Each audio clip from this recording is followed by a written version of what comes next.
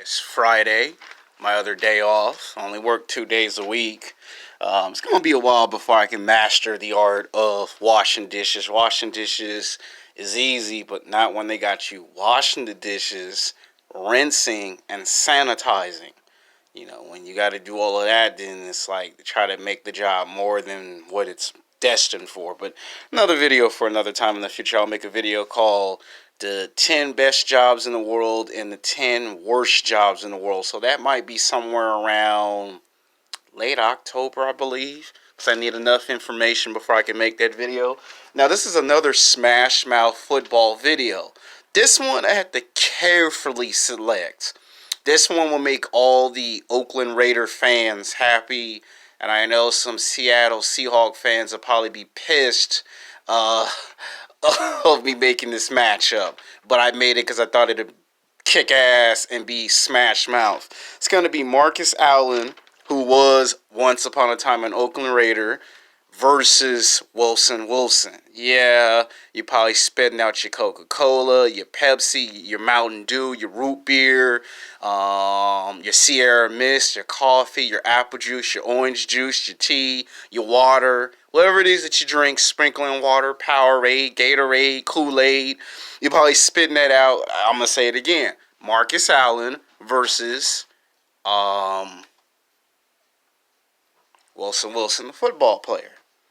Now, Marcus Allen was drafted in the 1982 NFL Draft. Once again, this is the 1980s taking on the 2000s. Now, when he got drafted, he was selected, I think, in the second or in the third round. And I think he was probably the 24th or maybe somewhere around there pick. And he basically was drafted to the Oakland Raiders. At that time, they were in Oakland. Now, he's multi-talented, okay? He played basketball, football, baseball, ran track in high school and college. But his primary sport in high school and college was football. Now, he can play multiple positions. He could play quarter pocket, he could play running back, and he also could play tight end, and he also could play quarterback. But he was good at those positions. But he found himself at running back with the Oakland Raiders. And, of course, he tried to run for the Rookie of the Year, but he lost and didn't get it. He came out the gates running fast in 1980. You see, he ran for 697 yards throughout his whole entire football career with the Raiders. But in the January 22nd, 1984, the Super Bowl, the Oakland Raiders versus the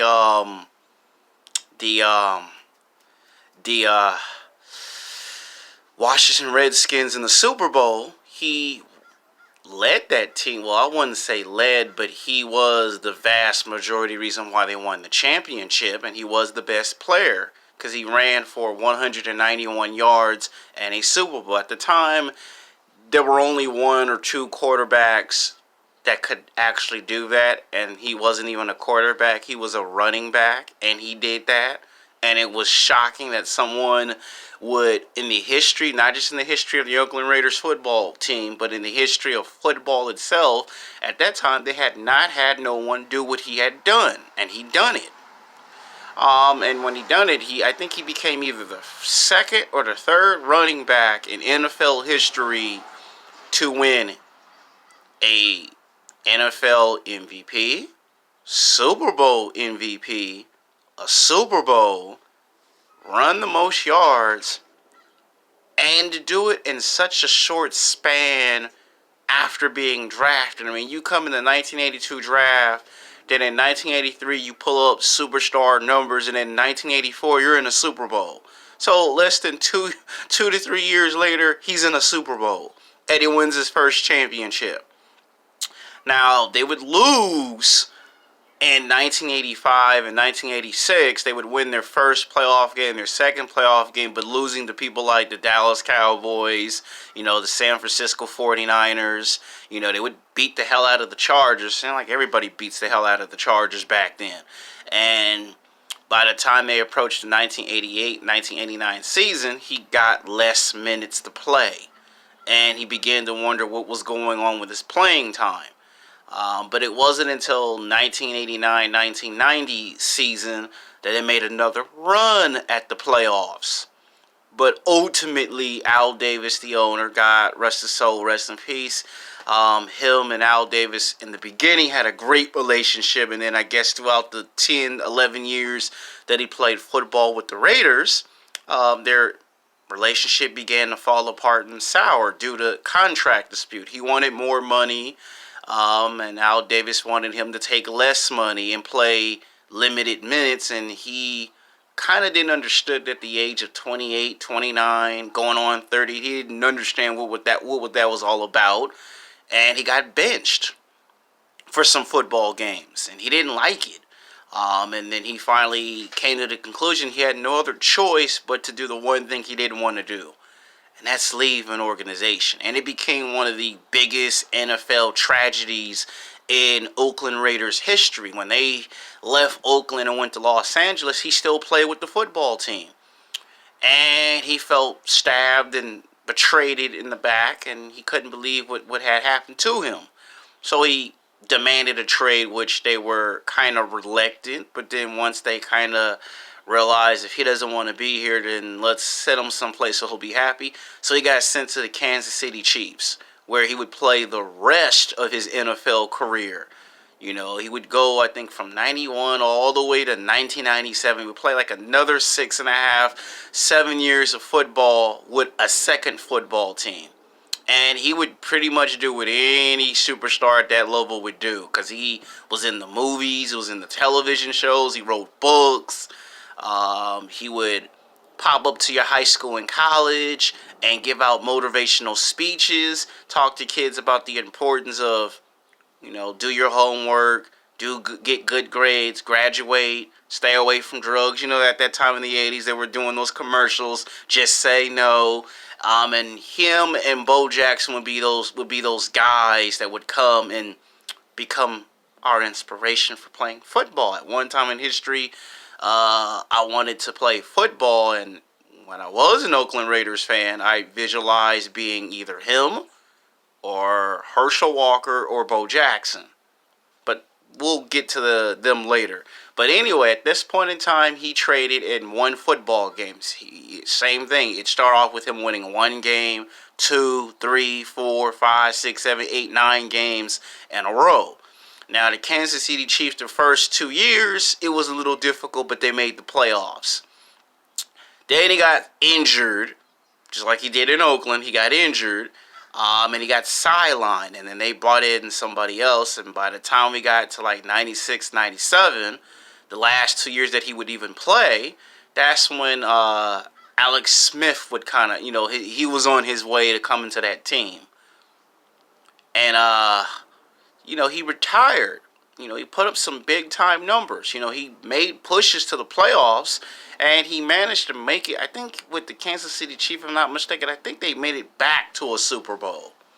I'm not sure if they won or not, but he did find himself back in a Super Bowl, or on the way to the Super Bowl, one or the other. And he would retire respectively. Now, he could have played 3 more years, but at this point, he had now done 13, 14 years of professional football. And to this very day, his jersey is celebrated. You cannot be a football fan without mentioning the name Marcus Allen. You know, anyone who played football knows that name. They know what that name represents. He was the best player on the Oakland Raiders football team. He was the best. And he eventually got into the... he was the best football player, and he got inducted into the Hall of Fame. You know, high school Hall of Fame, college Hall of Fame, NFL Hall of Fame, and then they had something called the Residence Home of San Diego Hall of Fame. And he's best remembered for it. And people who have never seen him play football, people who have never actually know what he did in the NFL, they play with him in video games, and they wear his jersey, and they've really never actually have seen this guy play. So that's how much of a big impact he's had on the game of football. Now, as for Russell Wilson, he came in the 2012 NFL draft. Late in the NFL round. I mean, third round, 75th pick. Like, damn, that's a long time to be waiting to get picked. And he was selected by the Seattle Seahawks. Now, when he got there, he played for a college called Wisconsin, which, he actually led them to a championship. And then you could see the legend of Russell Wilson begin to take an effect. He got there his first year, and he tied Peyton Manning's record,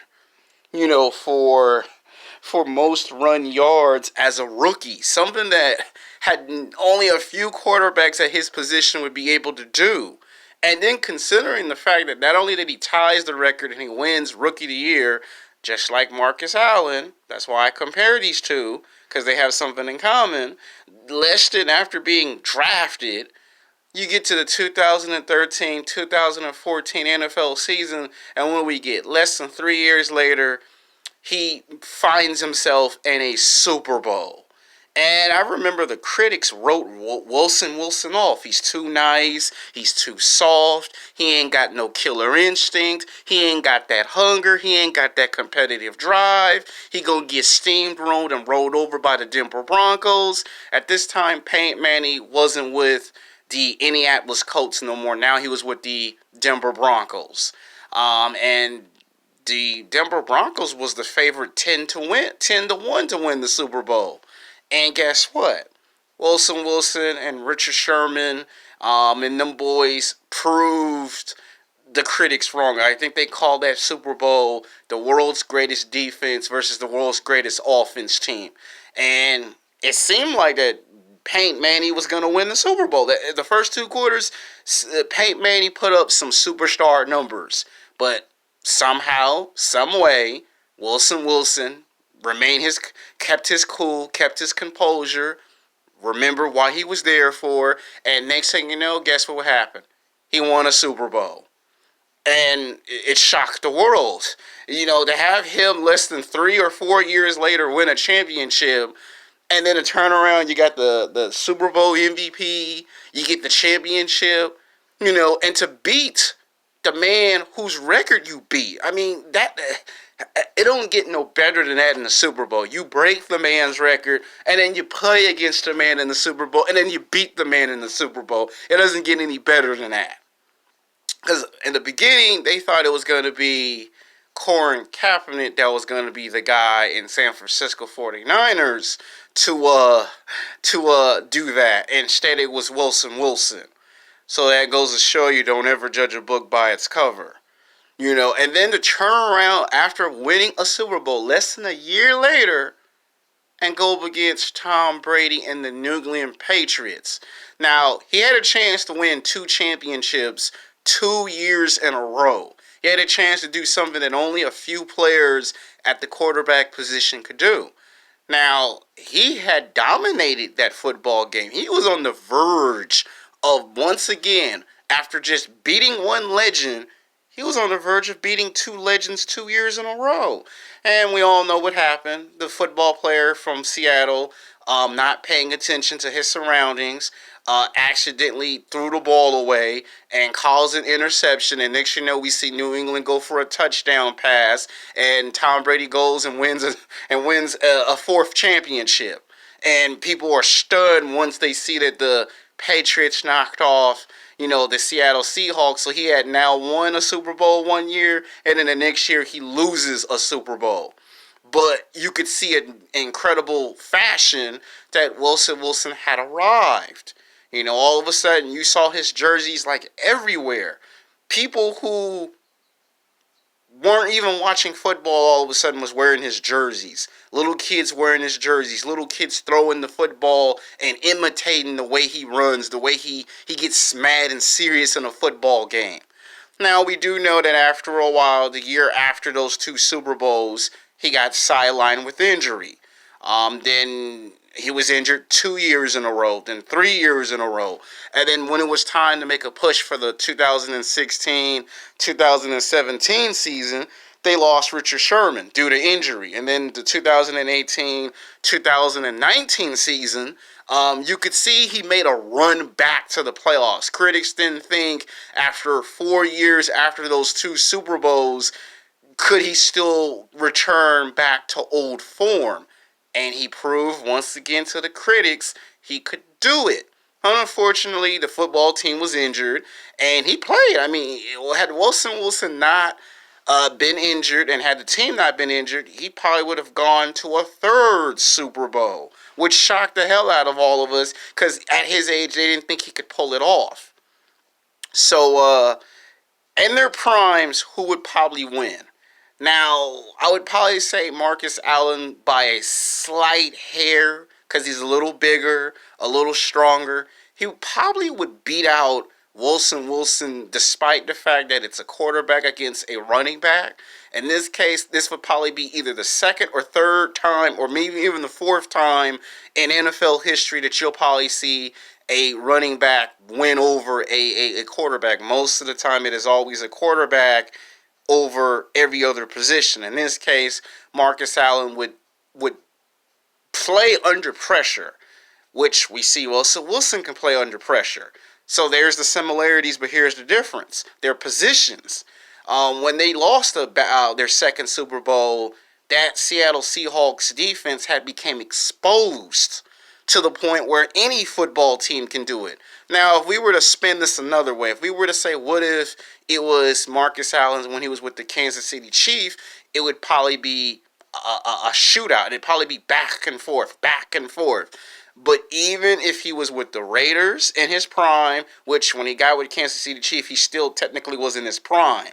And he retired before he was at the end of his prime. That's the thing people don't understand. When he was with the Raiders, he was in his prime. When he got with Kansas City Chiefs, he still technically was in his prime. He knew when to retire from football. Wilson is still technically in his prime.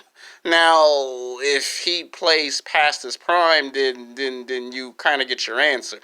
And I would say even if he's with the Kansas City Chiefs, he would still be able to beat Wilson just slightly. Meaning, Wilson would probably lose, but it would be unnoticeable because their numbers, like Wilson's numbers would be much significantly higher. But it wouldn't be nothing out of the ordinary where Marcus Allen, Marcus Allen, he wouldn't be so shocked like, okay, wow, quarterback's got those monstrous superstar numbers. It wouldn't terrify him. It wouldn't shock him. So I think Marcus Allen would be like, okay, good, you got some superstar numbers. Okay, you got some bags in the trick. I got some tricks in the bag too. And pretty much he would beat him. So in their prime. So yeah, this was kind of an interesting video. Oakland Raider fans will probably love this video. Wilson fans will probably hate the video. Probably talk trash in the comment section. But it is what it is.